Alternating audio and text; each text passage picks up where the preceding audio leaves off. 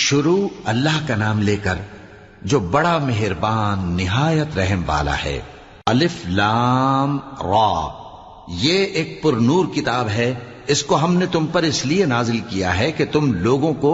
اندھیروں سے نکال کر روشنی کی طرف لے جاؤ، یعنی ان کے پروردگار کے حکم سے عزت والے خوبیوں والے مالک کے راستے کی طرف،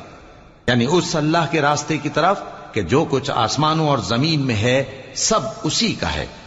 اور ان کافروں کے لیے عذاب شدید کی وجہ سے تباہی اور بربادی مقدر ہے، جو آخرت کے مقابلے میں